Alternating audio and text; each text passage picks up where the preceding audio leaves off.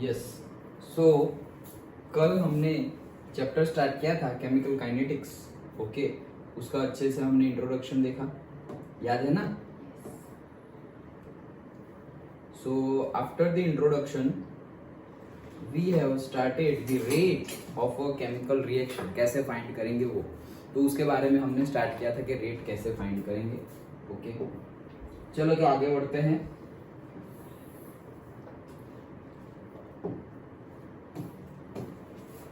So, the rate of a chemical reactions we have started, and here till here we have seen, right?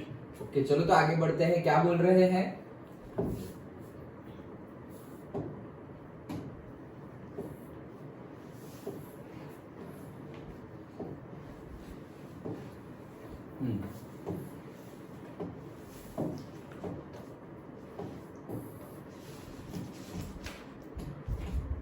क्या बोल रहे हैं? देखो, 1 mole of a reactant R produces 1 mole of the product P। मतलब reactant है, उसमें से product बनने वाला है। हम किसकी बात कर रहे हैं? Rate of a chemical reaction की बात कर रहे हैं। वो कैसे फाइंड करते हैं हमने कल देख लिया था। क्या क्या देखा था हमने? कल का रिवीजन कर ले तो थोड़ा बहुत, मतलब जो यहाँ पे जरूरी है वो क्या कि हमारे पास रिएक्टेंट है और रिएक्टेंट से हमें क्या मिलने वाला है? प्रोडक्ट। तो हमारे पास रिएक्टेंट है और उससे मिलने वाला है प्रोडक्ट। सो हमने बोला था कि जो रिएक्टेंट है वो धीरे धीरे धीरे धीरे क्या होगा? कम होगा, और जो प्रोडक्ट है वो धीरे धीरे धीरे धीरे क्या होगा? बढ़ेगा। पहले रिएक्टेंट फुल 100% था। ओके, पहले ये 100% था और ये था 0%, फिर ये हो गया से 80% और फिर ये हो गया से 20%, फिर ये हो गया 60%, ये हो गया 40%, फिर ये हो गया 40%, फिर ये हो गया 60%। सपोज ये इक्विलिब्रियम है, ओके, और यहाँ इक्विलिब्रियम रीच हो गया है, मतलब अब ये हमेशा 40% से कम होगा नहीं, क्योंकि जैसे ही 40% से कम होगा वैसे ही प्रोडक्ट में से वापस क्या बन जाएगा? रिएक्टेंट। इक्विलिब्रियम तो हम 11th में पढ़ चुके हैं। सो ये हमारा इक्विलिब्रियम है। ओके, ठीक है। सो कहने का मीनिंग क्या है कि ये हमारे कॉन्सेंट्रेशन, डिफरेंट डिफरेंट कॉन्सेंट्रेशन है। ये क्या है? परसेंटेज बोल रहा हूँ, मतलब वो तो कॉन्सेंट्रेशन ही है कि कॉन्सेंट्रेशन हमने सपोज 1 मोल ले लिया। सो 1 मोल का 80% रहा, मतलब 0.8 मोल रहा, फिर यहाँ पर 0.6 मोल रहा, फिर यहाँ पर 0.4 मोल रहा, लाइक दैट। ओके, और वहां पे वो बन रहा है। ओके, अब ये जो हमारे अब हमें रेट निकालना हो, तो रेट कैसे निकालेंगे? Just like speed. ओके, तो स्पीड फिजिक्स में कैसे निकालते थे हम? Total distance upon total time. Okay, तो वैसे ही यहाँ पर हम डिस्टेंस कितना कवर किया पर्टिकुलर टाइम में, वो फिजिक्स का स्पीड था। यहाँ पे केमिकल रिएक्शन की स्पीड निकाले तो कॉन्सेंट्रेशन में कितना चेंज हुआ पर गिवन टाइम। ओके, कॉन्सेंट्रेशन में कितना चेंज हुआ पर गिवन टाइम, वही होगी हमारी rate of a reaction. So rate of a reaction that will be equals to concentration में कितना चेंज हुआ। suppose this is say R0, this is R1, this is R2, this is R3 and this is P0, this is P1, this is P2, this is P3।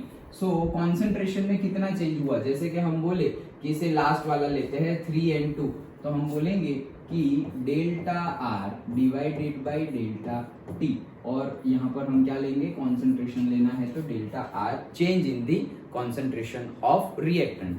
तो वो कितना होगा? से R3 minus R2, concentration of R3 minus concentration of R2 divided by से T2 minus T1। लेकिन हमें पता है कि जैसे जैसे टाइम पास होगा वैसे वैसे रिएक्टेंट का कॉन्सेंट्रेशन क्या हो जाएगा? कम होता जाएगा। तो ये 100 है, ये 80 है, 40 है, 60 है, तो अगर ऐसा करूंगा तो 40 माइनस 60 करना पड़ेगा, आंसर नेगेटिव आएगा, और हम जो हमारी रेट है उसको नेगेटिव नहीं शो कर रहा है। सो दैट्स वाई हम क्या करेंगे कि ये जो टर्म है उसको नेगेटिव से मल्टीप्लाई कर देंगे। तो जो भी रेट रिएक्टेंट के रिस्पेक्ट में अगर तुम रेट बता रहे हो तो नेगेटिव आएगा, प्रोडक्ट के रिस्पेक्ट में बता रहे हो तो नेगेटिव नहीं आएगा। तो प्रोडक्ट के रिस्पेक्ट में ही रेट बताए तो क्या हो जाएगा? सेम क्या कैसे P3 माइनस से P2 divided by T2 minus T1। Okay, so product के रिस्पेक्ट में अगर बोले तो देखो यहाँ पर 60 माइनस 40, तो वो आएगा पॉजिटिव। अंडरस्टूड? पक्का समझ में आया? बोलो। T3 माइनस T2 नहीं है? हाँ, yes, okay. T3 minus T2 ही आएगा, T3 माइनस T2, करेक्ट। के यहाँ पर ये T1 टाइम है, सपोज ये T0 टाइम है, T0, फिर ये T1, फिर ये T2 एंड ये T3, तो करेक्ट है T3 माइनस T2 आएगा। डन, समझ में आया? पक्का? तो ये हमने कल देखा था, ये तो हमने कल देखा ही था। ओके चलो आगे बढ़ते हैं। सो 1 मोल ऑफ रिएक्टेंट R, मतलब अगर रिएक्टेंट हमने कितना लिया है 1 मोल, तो प्रोडक्ट कितना बनेगा हमारा 1 मोल ही बनेगा। अच्छा 1 मोल रिएक्टेंट है, ठंड लगे तो बता देना। ओके 1 मोल रिएक्टेंट है तो उसमें से 1 मोल प्रोडक्ट बनेगा हमारा। देखो if R1 and P1 are the concentration of reactant and product respectively at time T1 and R2 and P2 are their concentration at time T2, देखो हमने लिखा है वैसा ही, delta T is equals to T2 minus T1, delta R is equals to R2 minus R1, P2 minus P1। so देखेंगे अगर तो हमें मिल जाएगा delta R by delta T, right? ये हमने देख लिया था क्या? ये सब हमने देख लिया था, और हमने ये भी देख लिया था एवरेज रेट ऑफ रिएक्शन, कि ये जो मिल रहा है अभी ये रेट निकाला हमने, तो यहाँ पे हमने क्या लिया 3 और 2 लिया, फिर हम सपोज 2 और 1 लेंगे तो भी अलग रेट मिलेगा, तब कुछ अलग कॉन्सेंट्रेशन था। हम 1 और 0 ले तब भी कुछ अलग कॉन्सेंट्रेशन मिलेगा, मतलब अलग कॉन्सेंट्रेशन है तो अलग रेट होगा।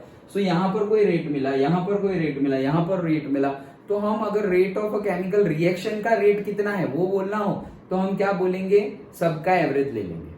जैसे हम वेलोसिटी में फिजिक्स में करते थे, कोई एक वेलोसिटी मिली v1, फिर v2, फिर v3, फिर v4, तो अगर बोले कि यार पूरी की पूरी तुम्हारी जर्नी है, वो जर्नी में वेलोसिटी कितनी थी, ओके तो हम बोलेंगे कि यार इसका एवरेज ले लो।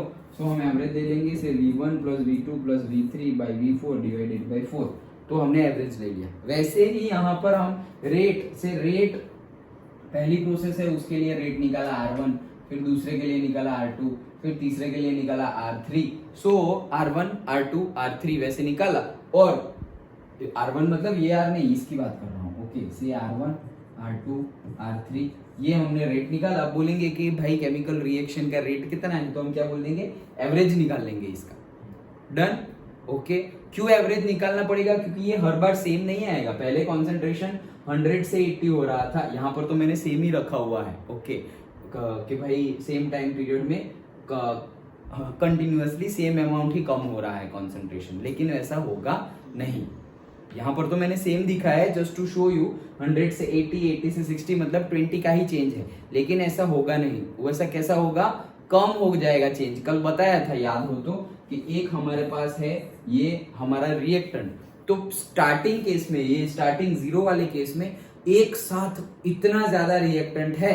सो अब अगर हम स्टार्टिंग वाले केस में अगर रेट फाइंड करें तो वो रेट क्या है, change in the concentration of a reactant in per unit time. तो ये चेंज बहुत ज्यादा होगा, ये डिक्रीज बहुत ज्यादा होगा। क्यों? क्योंकि इतना सारा रिएक्टेंट है तो स्पीड भी क्या मिलेगी, रेट भी क्या मिलेगा हमें ज्यादा। लेकिन अब धीरे धीरे, अब देखो सिर्फ 80% रिएक्टेंट है, तो जो 100% रिएक्टेंट था तब जो रेट मिल रहा था उतना रेट अब मिलेगा नहीं, थोड़ा कम मिलेगा, क्योंकि रिएक्टेंट ही कम हो गया। क्योंकि हमारी रिएक्शन चलती कैसे है, रिएक्टेंट के कॉन्सेंट्रेशन से ही चलती है। ओके जैसे कि हमारा कोई भी चीज बने दो में से, जैसे वो कल कोई बहुत सारे एग्जांपल लिए थे, हेबर प्रोसेस। ओके नाइट्रोजन है, हाइड्रोजन है और एमोनिया बन रहा है। ओके तो इट डिपेंड्स कि तुमने कितना नाइट्रोजन और हाइड्रोजन लिया है। छोटा सा अमाउंट लिया है तो कम एमोनिया बनेगा, ज्यादा अमाउंट लिया है स्टार्टिंग में ही तो ज्यादा अमाउंट बनेगा, याद है ना। ओके सो कॉन्सेंट्रेशन जितना ज्यादा स्टार्टिंग में लेंगे उतना ज्यादा प्रोडक्ट बनेगा। मतलब क्या है कि कॉन्सेंट्रेशन मतलब जो रेट है वो स्टार्टिंग में हमें जितना मिलेगा, फिर नेक्स्ट जाएंगे तो उतना रेट मिलेगा नहीं, क्योंकि रिएक्टेंट ही कम है। तो फिर और नेक्स्ट स्टेप में जाए तो वापस उतना रेट मिलेगा नहीं, क्योंकि रिएक्टेंट और कम हो गया है, सिर्फ 60% रह गया है। फिर और आगे बढ़ेंगे तो 40% रह गया है। ओके रिएक्टेंट मतलब रिएक्टेंट हर बार कम होता जा रहा है। तो जो स्पीड और जो रेट हमें स्टार्टिंग वाले रिएक्टेंट के कॉन्सेंट्रेशन से मिल रहा था, 100% कॉन्सेंट्रेशन से मिल रहा था, वही रेट वही स्पीड हमें 40% कॉन्सेंट्रेशन से नहीं मिलेगी, क्योंकि रिएक्टेंट कम है तो उसमें डिक्रीज भी कम होगा। सिंपल, समझ में आ गया। ये हमने ऑलरेडी डिस्कस किया ही था। डन। तो ये जो चेंज हो रहा है कि T1, T2, T3 ये कभी भी ऐसे सेम नहीं होगा। तो एक्चुअल केस में कैसे होगा कि पहले ये 100 था और ये अगर डिक्रीज सबसे पहले तो स्टार्टिंग में तो बहुत ज्यादा होगा, तो चेंज ज्यादा होगा। मतलब क्या है कि 100 पे से कहाँ पहुंच गए तुम, डायरेक्टली 60 पे पहुंच गए। फिर 60 पे से अब धीरे धीरे चेंज, तो ये 40 का चेंज था तो अभी समझ लो कि ये 30 का चेंज हो गया, फिर ये 30 का चेंज था तो ऐसा समझ लो कि अब 5 का चेंज हो गया तो यहाँ पे 25, ये 5 का चेंज हो गया तो अब समझ लो कि यहाँ पे 2 का ही चेंज हो रहा है तो 23, फिर अब तो 1 का ही चेंज हो रहा है तो 22, फिर तो चेंज ही नहीं हो रहा है, 22 था तो यहाँ पे हो गया 21.9, लाइक दैट। समझ में आया? तो जैसे जैसे हम आगे बढ़ते जा रहे हैं, अब देखो यहाँ पर तुम रेट निकालोगे, टाइम सपोज सेम है, ओके, नीचे सेम टाइम लिया हुआ है तुमने, सो कॉन्सेंट्रेशन का चेंज देखो, यहाँ पे कॉन्सेंट्रेशन का चेंज 40% है, यहाँ पे 30% है, यहाँ पर ओनली 5% है, ओके। तो ये जो चेंज इन कॉन्सेंट्रेशन है वो कम होता जा रहा है, क्यों? क्योंकि स्टार्टिंग में रिएक्टेंट ज्यादा था तो ज्यादा स्पीड मिलेगी, ज्यादा रेट मिलेगा, लेकिन अब तो रिएक्टेंट ही कम हो रहा है, ओके, रिएक्टेंट कम हो रहा है तो रेट ज्यादा मिलेगा नहीं, स्पीड ज्यादा मिलेगी नहीं, सिंपल, ये हमने कल डिस्कस किया था, वही है। सो ये जो हमें मिलेगी, मतलब जैसे कि यहां से यहां निकाले तो हमें एक रेट मिलेगा, ओके, से R1, फिर यहां से यहां सेकंड और थर्ड का निकाले तो मिलेगा से R2, फिर थर्ड और फोर्थ का निकाले तो मिलेगा से R3, फिर 4 और 5th का निकाले तो मिलेगा से R4, ओके, फिर R4 और 5 का निकालेंगे तो मिलेगा से R5, एंड 5 और 6 का निकालेंगे तो हमें लगेगा से R6।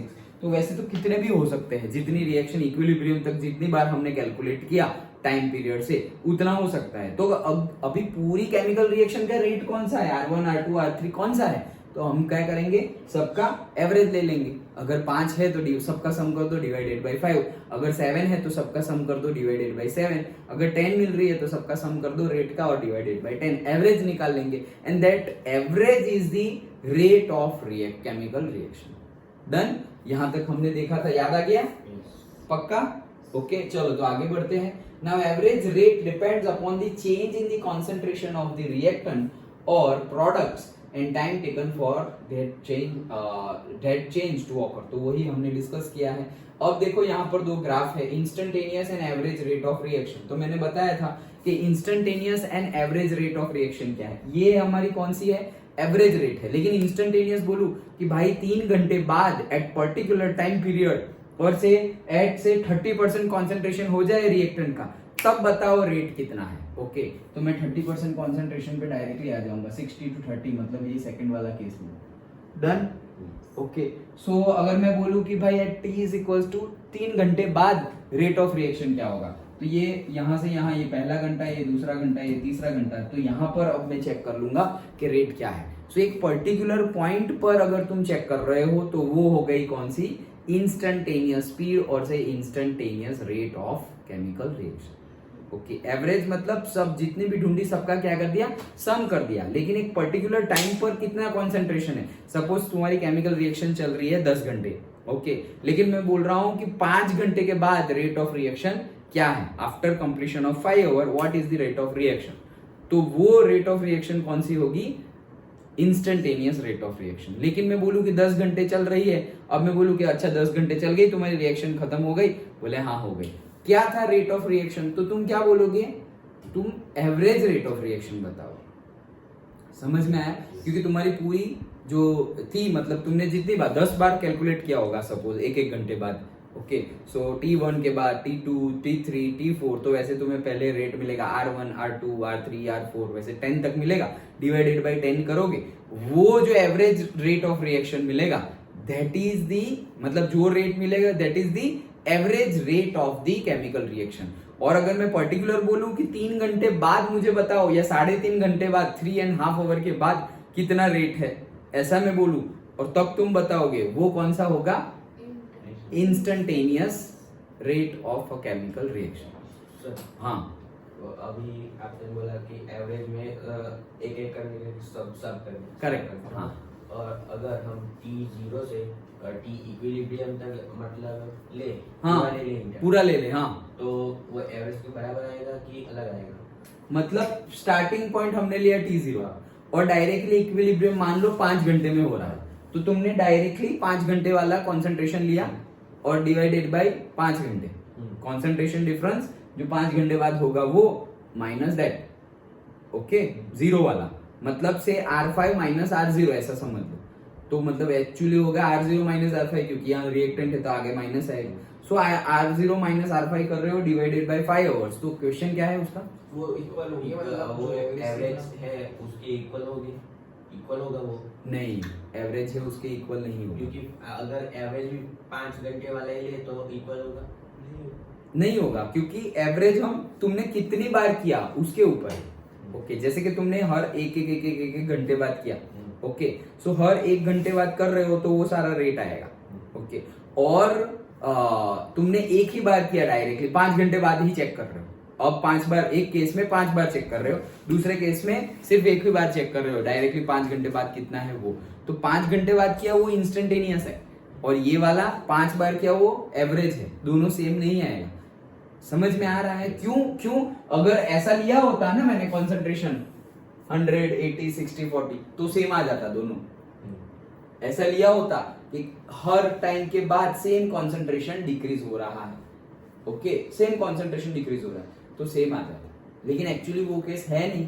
हमारा तो क्या है, कंसंट्रेशन बहुत ही ड्रास्टिक, मतलब देखो यहां से तुम कहां पे आ गए, 100 माइनस 21.9 पे आ गए, तो 100 माइनस 21.9 और से 100 माइनस 22 बोल दो, ओके, सो वो आ गया है तुम्हारा से 78 डिवाइडेड बाई से 5 आवर, वो एक पर्टिकुलर आएगा।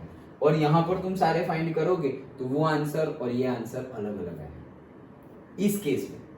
इस केस में आंसर सेम आएगा, बट वैसा होता नहीं है प्रैक्टिकली। हर बार हर टाइम पीरियड के बाद same amount of reactant decrease होगा, वैसा होगा नहीं। स्टार्टिंग में ज्यादा होगा और फिर धीरे धीरे उसकी स्पीड, उसका रेट क्या हो जाएगा, कम होता है। सर ये क्या रखा है, कल फिजिक्स में भी आप बोल रहे थे कि फ्रिक्शन में प्रैक्टिकली नहीं होता, वो गोल राउंड वाला इसमें भी नहीं होता। हाँ, यस, क्योंकि ये there is a difference between theory and practical. मतलब हम थियरी से तो मान रहे हैं कि ऐसा होना चाहिए, लेकिन जब हम ऐसा करते हैं तो कुछ डिफरेंट रिजल्ट मिल रहा है।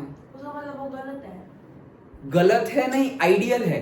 मतलब अगर सेम ऐसा अगर हो गया तो ऐसा होगा, लेकिन ऐसा होता ही नहीं है प्रैक्टिकली। ये तो मैंने एजम्पशन लिया है ना, ये तो मैंने समझाने के लिए एजम्पशन लिया है। लेकिन अगर ऐसा हुआ, ये एजम्पशन की वैल्यू मिली हमें, अगर ऐसा हुआ तो फिर वैसा जो पूछ रहा है वो कि इंस्टेंटेनियस और एवरेज सेम होगा, तो यह सेम हो जाएगा। ऐसा हुआ तो, लेकिन ऐसा होने वाला नहीं है, क्योंकि प्रैक्टिकली हम जब भी करेंगे तो हमें ऐसे सेम कॉन्सेंट्रेशन मिलता नहीं है। उसके लिए भी लॉ है क्या, कि स्टार्टिंग में जितना ज्यादा कॉन्सेंट्रेशन उतना ज्यादा हमें रेट मिलेगा। ओके, तो concentration and rate of reaction are directly proportional to each other. मतलब जितना ज्यादा तुमने कॉन्सेंट्रेशन लिया उतना ज्यादा तुम्हें रेट मिलेगा। अभी सपोज 3rd केस में आ गए तुम, 5th केस में आ गए, तो अब कॉन्सेंट्रेशन कम है, इसीलिए रेट भी क्या मिलेगा, कम होगा। Done, understood? ओके, सो ये हमारा टाइम था, ये हमारा एवरेज रेट ऑफ रिएक्शन था और इंस्टेंटेनियस रेट ऑफ रिएक्शन था। तो देखो अब हम ये रिएक्टेंट के केस में हम ग्राफ ड्रॉ कर रहे हैं और ये प्रोडक्ट के केस में ग्राफ ड्रॉ कर रहे हैं। कैसे पता चला? ऐसे ही ग्राफ से ही पता चल जाएगा कि जैसे हो रहा है, हाँ, जैसे जैसे टाइम बढ़ रहा है तो इसकी वैल्यू कम हो रही है। तो भाई रिएक्टेंट की वैल्यू कम होती है, जैसे जैसे टाइम बढ़ेगा वैसे वैसे रिएक्टेंट कम होगा और प्रोडक्ट बढ़ता जाएगा। ओके, जैसे कि H2 और O2 है, तो धीरे धीरे H2 और O2 को मिला रहे हो तुम, तो धीरे धीरे H2 और O2 की वैल्यू कम होती जाएगी और वहां जो पानी बन रहा है H2O, उसकी क्वांटिटी धीरे धीरे क्या होती जाएगी, बढ़ती जाएगी। तो प्रोडक्ट के लिए ये है, देखो धीरे धीरे टाइम के साथ साथ उसकी वैल्यू क्या होती जा रही है, इंक्रीज होती जा रही है। और रिएक्टेंट के केस में उनकी वैल्यू क्या होती जा रही है, कम होती है। डन? ओके, तो देखो यहाँ पर बताया ही गया है कि ये अगर तुमने निकाला concentration of reactant and time, तो देखो एक पर्टिकुलर टाइम है T1, तो T1 के लिए कॉन्सेंट्रेशन मिलेगा R1। फिर एक पर्टिकुलर टाइम है T2, तो T2 के लिए कॉन्सेंट्रेशन मिलेगा R2। तो अगर तुम्हें करना हो रेट ऑफ रिएक्शन फाइंड करना हो तो क्या करोगे, हम क्या करेंगे, T2 minus T1 is equals to minus of R2 minus R1। T2 minus T1 is equals to minus of bracket R2 minus R1। यही करेंगे क्योंकि रिएक्टेंट है, और से R1 माइनस R2, क्योंकि R1 ज्यादा है देखो और R2 कम है।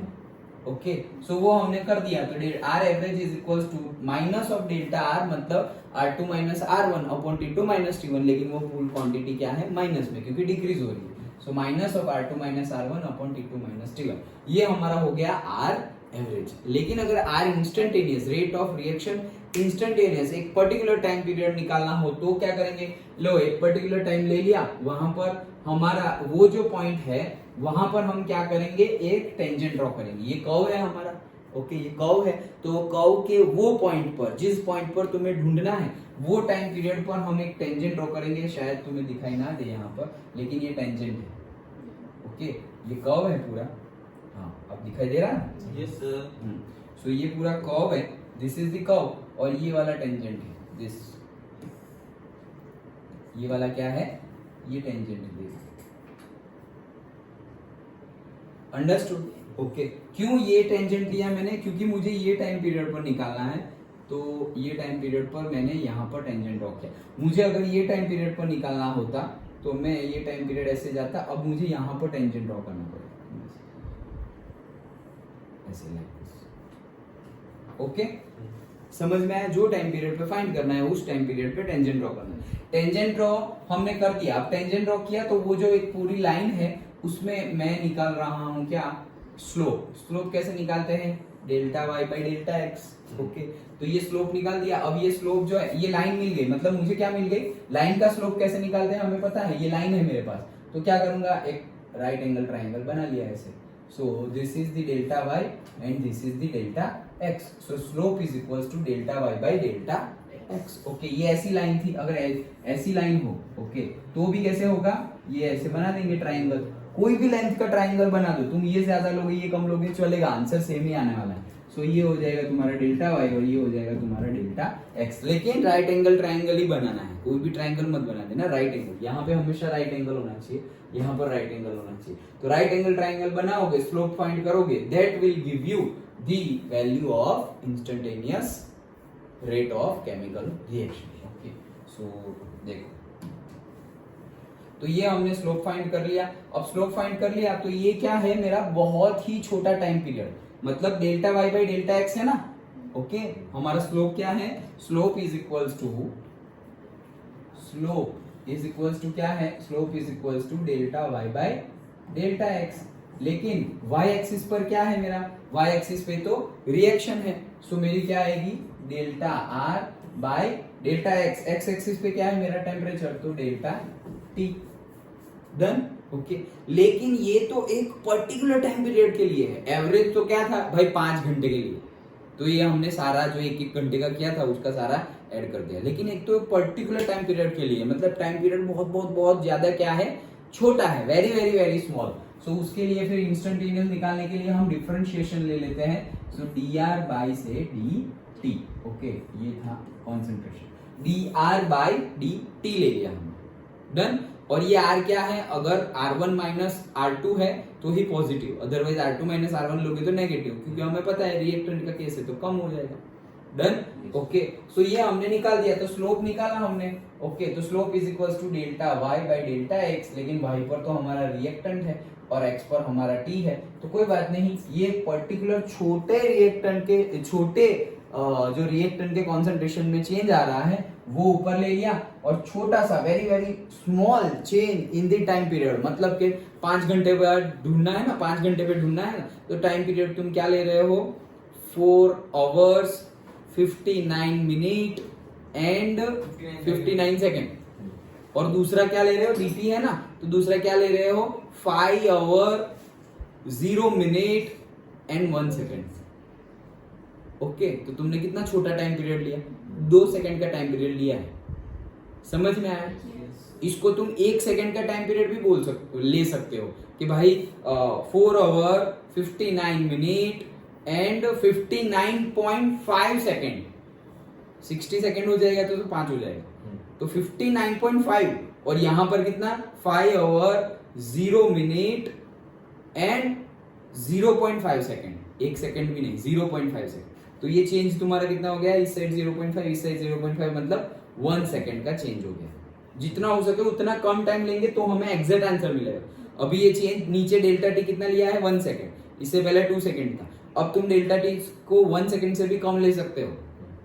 ओके कि भाई इस साइड 0.4 सेकंड, इस साइड भी 0.4 सेकंड, तो कितना हो गया 0.8 सेकंड, फिर 0.3 0.3, तो तुम्हारा हो गया 0.6 सेकंड, फिर 0.2 0.2 तो 0.4 सेकंड, फिर 0.1 0.1 तो 0.2 सेकंड का चेंज हो गया।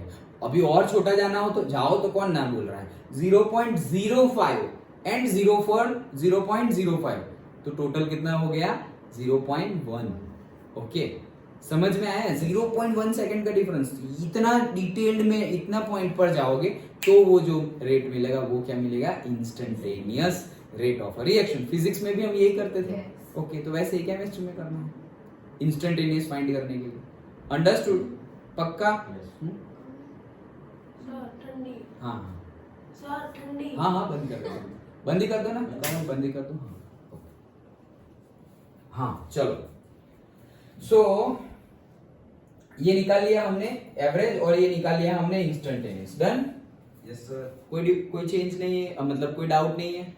ओके, चलो आगे बढ़ते हैं। सो ये हमारा रिएक्टेंट के लिए था। सेम वे में हम प्रोडक्ट के लिए निकालेंगे, तो ये हमारा प्रोडक्ट के लिए है। सो प्रोडक्ट के लिए भी अगर एवरेज निकालना है तो T1 टाइम पीरियड के लिए P1 है और T2 टाइम पीरियड के लिए P2 है। यहाँ पर प्रोडक्ट की क्वांटिटी और कॉन्सेंट्रेशन तो बढ़ रहा है, मतलब सिंपली लेंगे हम P2 by P1, P2 minus P1 upon T2 minus T1, तो वही ले लिया। तो वो हमारा आर एवरेज आ गया, delta P delta T P2 minus P1 upon T2 minus T1। Again instantaneous निकालना हो तो ये हमारा कर्व है, उसमें जो पॉइंट पर निकालना हो कि भाई इतने टाइम पीरियड के बाद बताओ, तो इतने टाइम पीरियड के बाद वहां पर पहुंच गए, वहां पर एक लाइन ड्रॉ की तो वहां पर स्लोप मिलेगा। तो स्लोप ऐसे करके हमने ढूंढ लिया, delta y by delta x. Delta y पर है प्रोडक्ट और डेल्टा x पर है टाइम पीरियड। और ये भी बहुत जो कॉन्सेंट्रेशन हो वो तो ऊपर ले लेंगे, लेकिन अगेन यहाँ पर कॉन्सेंट्रेशन का चेंज भी बहुत छोटा सा होगा क्योंकि टाइम पीरियड ही बहुत छोटा लिया है हमने। सो टाइम पीरियड dt लिया है, मतलब very very very small change in the time. तो छोटे से टाइम पीरियड चेंज के लिए छोटा सा ही हमें कॉन्सेंट्रेशन का चेंज मिलेगा। सो अगर वो निकाल लें हम dp by dt, okay, that is equal to what, instantaneous rate of reaction. So r instantaneous is equal to dp by dt, that is equal to slope. Simple है। ओके, तो done? कुछ ज्यादा कुछ था नहीं इसमें। ओके, सो आगे हम देखते हैं अभी units of rate of reaction. तो जो रेट ऑफ रिएक्शन है उसके यूनिट्स की हम बात कर रहे हैं। From the equation to equation 3.1 and 3.2, okay, it is clear that the unit of rate of reaction are concentration per time। वही होगा क्या हमारा? तो जैसे कि स्पीड हम निकालते थे total distance upon total time, वैसे ही रेट ऑफ रिएक्शन क्या होगा, R is equals to concentration upon time. Done? तो यही हमारा क्या है, यूनिट है। For example if concentration is in mole per litre, मतलब 1 मोल। ओके, कॉन्सेंट्रेशन की तो कितनी सारी टर्मिनोलॉजी है, मोलारिटी, मोलालिटी, फिर तुम मोल फ्रैक्शन के टर्म में भी बोल सकते हो। ओके, फिर तुम mass by mass, mass by volume, कितनी सारी टर्मिनोलॉजी हमने स्टार्टिंग में ही देख ली। तो कॉन्सेंट्रेशन तो तुम कोई भी टर्मिनोलॉजी में दे सकते हो। ओके, पीपीएम, सारे ही जितने भी हमने पढ़े हो, कॉन्सेंट्रेशन को जिसमें लेना हो उसमें, तो जितना जो में ले गए वो वहां लिख देना है। और टाइम तो हम जनरली सेकंड में लेंगे, लेकिन उसको भी हम आवर्स में, डेज में ले सकते हैं। आवर्स में, मिनट में, डेज में ले सकते हैं, लेकिन जनरली सेकंड में लेंगे क्योंकि हम बहुत बड़ी बड़ी लंबी लॉन्ग टाइम केमिकल रिएक्शन की बात नहीं कर रहे हैं। हम तो भाई तुरंत रिजल्ट चाहिए हमें, लाइक दैट। तो जनरली हम सेकंड लेंगे, लेकिन दूसरा लेना हो तो ले सकते हैं। तो जो भी कॉन्सेंट्रेशन का यूनिट लो वो ऊपर, और जो भी हम टाइम का यूनिट लेंगे, मतलब सेकंड, मिनट, आवर, वो नीचे। That's it. तो अगर मोलारिटी, कॉन्सेंट्रेशन हमने लिया है मोलारिटी, मतलब मोलर, 1 मोलर सॉल्यूशन। तो मोलर मतलब क्या, मोल per litre, number of moles per litre of the solvent. Molarity में सॉल्वेंट और मोलालिटी में सॉल्यूशन। याद आया? Yes sir. सॉल्वेंट था नीचे, Solvent वो सिर्फ मोलर। हाँ, सॉल्वेंट। सॉल्वेंट किसमें था, मोलालिटी में सॉल्वेंट था, तुम उल्टा बोले जी। हाँ सर, सॉरी। ओके, मोलालिटी में पहले हमने पढ़ा था मोलारिटी और फिर हमने पढ़ा था मोलालिटी। सो मोलारिटी में तो 1 लीटर में जितने नंबर ऑफ मोल्स हो वो, सो वो सॉल्यूट है, सॉल्यूशन है पूरा का पूरा। ओके, पूरा सॉल्यूशन है, उसमें कितने मोल्स ऑफ सॉल्यूट है वो। और मोलालिटी में सॉल्वेंट है और वो कितना है, केजी में है। 1 kg सॉल्वेंट लिया है और उसमें कितने number of moles of solute है, that is molality. Done? Okay, so वो हमने डिस्कस किया था। तो वो जो भी लो तुम, अगर मोल पर लीटर लिया मोलर सॉल्यूशन, सो क्या होंगे हमारा मोल पर लीटर और ये है सेकंड, तो ये हमारा यूनिट बन गया मोल पर लीटर सेकंड। ओके, वो जो भी ले हम। हावेवर इन गैसियस रिएक्शन, तो जब गैसियस रिएक्शन हो तो कॉन्सेंट्रेशन तो हम एटमॉस्फेयर में लेंगे। ओके, एटमॉस्फेरिक प्रेशर में लेंगे ना कि इतना एटमॉस्फेरिक प्रेशर था। जब रिएक्टेंट क्या हो, गैसियस हो, जस्ट लाइक अभी मैंने एग्जांपल दिया था हेबर प्रोसेस का, नाइट्रोजन एंड हाइड्रोजन लिया, उसमें से एमोनिया बनेगा, तो ये नाइट्रोजन और हाइड्रोजन हम कैसे लेंगे, गैसियस फॉर्म में लेंगे। डन। ओके, सो अगर वैसे ले then it is expressed in the partial pressure, then the units of rate of reaction will be atmosphere per second, क्योंकि concentration हम atmospheric pressure के फॉर्म में बताएंगे, partial pressure और divided by time period तो है ही। so पर्टिकुलर यहाँ पर तो जो भी concentration तुम जो भी लो वो यूनिट आ जाएगा एंड टाइम पीरियड का सेकंड तो है ही। और अगर रिएक्टेंट तुम्हारे गैसियस है तो उसमें हम सिर्फ क्या लेंगे, एटमॉस्फेरिक प्रेशर, और मतलब एटमॉस्फेरिक प्रेशर और से पार्शियल प्रेशर। ओके, सो मतलब प्रेशर है, इन शॉर्ट तुम्हारे पास क्या है, प्रेशर डिवाइडेड बाय क्या, टाइम। अंडरस्टूड। ओके, सो इसीलिए लिखा हुआ है एटमॉस्फेरिक का ATM divided by second. Understood. ये न्यूमेरिकल है, बाद में हम सॉल्व करते हैं। अब देखो यहाँ पर average rates of hydrolysis of butyl chloride, तो वो जब हमें आएगा तब हम डिस्कस करते हैं। देखो अभी आ ही गया है। It can be seen from this table that average rate falls from this mole per litre second to the 0.4। देखो ये क्या है कि रिएक्टेंट है, तो एवरेज रेट निकाला, तो एवरेज रेट कहाँ है, 1.9 into 10 raise to minus 10 raise to 4। Okay, 1.9 into 10 raise to minus 4 है, ये 10 है, 0 लिखा हुआ है गलती से। ओके, सो कितना है, मतलब कहने का मीनिंग 1.9 इंटू 10 रेज टू 4 यहाँ लिखा हो तो 4 वॉट एवर टाइम पीरियड है ना, नीचे टाइम पीरियड होगा तो ऊपर जाएगा तो यस -4 आ जाएगा। ओके, सो 1.9 से कहां जा रहा है, वो 0.4 तक जा रहा है। ओके, देखो कॉन्सेंट्रेशन हर बार कम हो रहा है। देखो यहाँ टाइम पीरियड भी बताया गया है पर सेकेंड। ओके, 50, 100, 150, ये T1 टाइम पीरियड है, T1। ओके, सो देखो T1 टाइम पीरियड ऐसे चेंज हो रहा है, तो क्या हो रहा है, देखो ये पहले क्या था हमारा रिएक्टेंट, और ये क्या था हमारा से प्रोडक्ट जो बनेगा वो। ओके, सो वो तो बाद में बनेगा, तो देखो ये T1, फिर यहाँ पे 0.09, 0.08, मतलब सिंपल जो हम वो अभी लिखे थे ना 100 एंड लाइक दैट 180, वैसे ही यहाँ पर टेबल बताया गया है। तो वही बोल रहे हैं कि 1.9 से 0.4 तक रिड्यूस हो गया है वो। However, the average rate cannot be used to predict the rate of reaction at a particular instant, as it would be constant for the time interval for which it is calculated. So, एक particular time period के लिए instantaneous rate of reaction क्या होगा, constant होगा एक particular time period के लिए। Okay, कि भाई इतने टाइम पीरियड के लिए तो रेट ऑफ रिएक्शन यही मिलेगा इफ स्टार्टिंग कॉन्सेंट्रेशन नोन हो तो। Okay, so to express the rate of a particular moment at that time we determine the instantaneous rate. It is obtained when we consider the average rate at the smallest time interval से dt when dt approaches. Hence mathematically for an infinite, ये जो हमने अभी instantaneous rate of reaction निकाला वो कैसे निकालते हैं, जैसे हमने बोला ना कि जो टाइम पीरियड पे निकालना हो वहां पे स्लोप, वहां पर टेंजेंट ड्रॉ करो, वो टेंजेंट का स्लोप फाइंड करो। मतलब स्लोप मतलब क्या है, बहुत ही ज्यादा छोटे टाइम पीरियड के लिए बहुत ही ज्यादा जो चेंज इन दी कॉन्सेंट्रेशन होता है वो फाइंड करो। ओके, तो वही चीज यहाँ पर बोल रहे हैं। Hence the mathematically for an infinitesimally small temperature time change instantaneous rate is given by, ये डिक्रीज हो जाएगा रिएक्टेंट इसलिए माइनस लिखा है, प्रोडक्ट इंक्रीज होगा तो वो प्लस ही है। सो यही है हमारा, देखो पर्टिकुलरली यहाँ से टाइम के रिस्पेक्ट में ऐसे कम हो रहा है, मतलब ये किसका गिवन है, रिएक्टेंट का गिवन है। टाइम के साथ साथ कम हो रहा है मतलब ये रिएक्टेंट का गिवन है। ओके, सो एक पर्टिकुलर टाइम पीरियड, देखो 600 सेकंड पे अगर मुझे पता करना हो, वहां पे टेंजेंट ड्रॉ किया, वहां पे टेंजेंट, वही टेंजेंट जो है उसका स्लोप फाइंड किया, तो स्लोप है हमारा दिस मच कॉन्सेंट्रेशन का चेंज, और पर्टिकुलर छोटे से टाइम पीरियड के लिए बात कर रहे हैं, और दिस मच इज दी माई, देखो 400 to 800 मेरा टाइम चेंज हो गया। लेकिन यही ट्राइंगल में छोटा सा भी तो बना सकता हूँ, ये लाइन तो ये रही। ओके, तो ये जो लाइन है कौन सी लाइन है, देखो मैं टेंजेंट बना रहा हूं पहले, ये टेंजेंट है,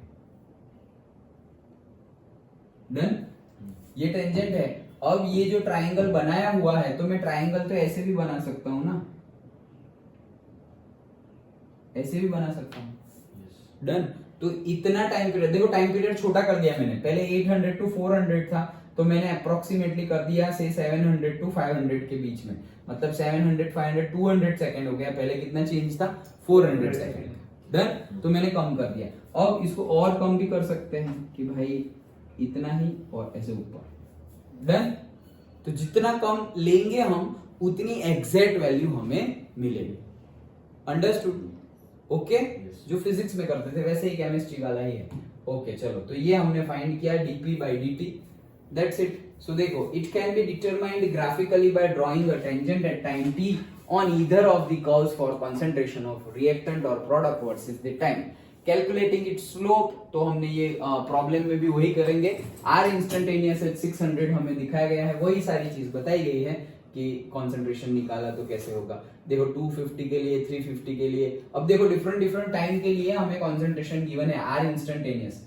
सो देखो टाइम पीरियड सेम है आफ्टर ईच 100 सेकेंड, तो इंस्टेंटेनियस रेट ऑफ रिएक्शन देखो 1.22 1 एंड 6। तो इंस्टेंटेनियस भी टाइम के रिस्पेक्ट के साथ साथ रेट क्या हो जा रहा है, कम होता जा रहा है। हमने जैसे बोला ना रेट ऑफ रिएक्शन कम होगा, तो कौन सा कम होगा, अरे तुम इंस्टेंटेनियस लो वो भी कम हो जाएगा, तुम एवरेज लो वो भी कम हो जाएगा, क्योंकि रिएक्टेंट की वैल्यू क्या हो रही है, कम हो रही है, और प्रोडक्ट की वैल्यू क्या हो रही है, बढ़ रही है। ओके, तो देखो ये कम हो रहा है। Now consider reaction. ओके, अब यहां मत देखना सर ये बढ़ गई, बढ़ नहीं गई, 10⁻⁵ है। ओके, तो ध्यान से, ये बड़ी नहीं है, 10⁻⁵ है। अब एक दूसरी रिएक्शन, तो अभी बस डिफरेंट रिएक्शन देखकर हमें सेम एग्जांपल ही समझना है। तो ये दूसरी रिएक्शन देख ली, से HgCl2 HgCl2, तो क्या बन रहा है देखो, where stoichiometric coefficient of the reactant and products are the same. मतलब यहाँ पर स्टोइकियोमेट्रिक कोएफिशिएंट जो है, मतलब 1 मोल ऑफ Hg लिया हुआ है और 1 मोल ही क्लोरीन लिया हुआ है। ओके, लेकिन अलग अलग लेंगे तो अलग अलग आएगा, तो क्या आएगा वो देखते हैं। देखो क्या है, देखो अगर ये 1 मोल है, ये 1 मोल है, तो यहाँ 1 मोल बन रहा है, सेम है। सो यहाँ पर जैसे हम निकालते थे वैसे ही निकालना है, कोई चेंज नहीं है, कोई चेंज नहीं। Okay, the rate of disappearance of any of the reactant is same as the rate of disappearance of the product. मतलब रेट क्या आएगा, सेम ही आएगा। Okay, but in the following reaction 2 moles of HI decomposes to produce 1 mole of H2NI2। मतलब यहाँ पर क्या होगा कि ये 2HI है। ओके, 2HI जो है हाइड्रोजन आयोडाइड, वो 2 में कन्वर्ट हो रहा है, मतलब ये 2 मोल था तो 1 मोल हाइड्रोजन 1 मोल आयोडीन वैसे बन रहा है। समझ में आया? तो यहाँ पे बैलेंस नहीं है, यहाँ पे केमिकल इक्वेशन तुम बोलोगे सर बैलेंस है, तो वो तो 2 हाइड्रोजन 1 आयोडीन, 2 हाइड्रोजन 2 और 2, और यहाँ पर भी 2 और 2, केमिकली तो बैलेंस्ड है, लेकिन स्टोइकियोमेट्री देखो, यहाँ पर 2 है, यहाँ पर 1 है, यहाँ पर 1 है। तो अगर तुम रिएक्टेंट का निकालोगे, ओके, तो वही रिएक्टेंट का कितना है, सिर्फ एक रिएक्टेंट है, और यहाँ पे कितने रिएक्टेंट है, यहाँ पे कितने प्रोडक्ट है, 2 प्रोडक्ट है, और बन भी वैसे ही रहा है। तो यहाँ पर हमें रेट ऑफ रिएक्शन, तो हमने क्या बोला, तुम किसी भी रिएक्टेंट के केस में डिफाइन कर सकते हो, तुम किसी भी प्रोडक्ट के केस में डिफाइन कर सकते हो। तो यहाँ पर हम HI के लिए फाइंड करेंगे, H2 के लिए फाइंड करेंगे, I2 के लिए फाइंड करेंगे, और जो हमें पता है वही फॉर्मूला से फाइंड करेंगे, तो सेम आएगा नहीं, क्योंकि हमने जो फॉर्मूला लिखा था that formula is only for जहां पर स्टोइकियोमेट्रिक कोएफिशिएंट सेम हो, जस्ट लाइक दिस केस 1 1 1, उसके लिए लिखा था। तो अगर डिफरेंट स्टोइकियोमेट्रिक कोएफिशिएंट हो तो कुछ ज्यादा कुछ है नहीं, इजी है। देखो, for expressing the rate of such a reaction where stoichiometric coefficient of reactants or products are not equal, the rate of disappearance of any of the reactants or the rate of appearance of any of the product is divided by their respective stoichiometric coefficient. By the practical ये हमें पता चला है। कैसे निकालेंगे rate of reaction, जो भी stoichiometric coefficient हो उससे डिवाइड कर लो। अगर ये 2 है तो हम कैसे निकालेंगे, अभी तक कैसे निकालते थे हम, देखो ये पहला वाला है, तो उसका अभी तक कैसे निकालते थे हम, ऐसे निकालते थे रेट ऑफ रिएक्शन ऑफ से किसका, HI का, रिएक्टेंट का। तो हम कैसे निकालते थे कि भाई माइनस ऑफ और छोटे सा टाइम पीरियड के केस में ही अगर निकाले हम, so minus of D of से R2 minus R1 divided by dt, ऐसे ही निकालते थे। डन। ओके, मतलब R2 और R1 को तुम अलग अलग भी लिख सकते हो कि D ऑफ से R2 माइनस D ऑफ से R1, बट D कॉमन निकाल लिया तो जो लिखा था वही सही था।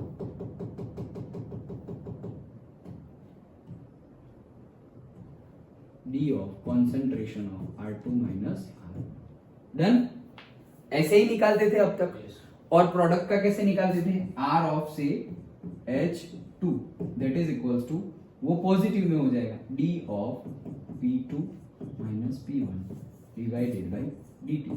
ये नेगेटिव इसलिए है क्योंकि ये कम हो रहा है, इसलिए ऐसे निकालते थे हम। तो अभी अगर दोनों सेम मिलता था हमें, लेकिन इस केस में सेम मिलेगा नहीं।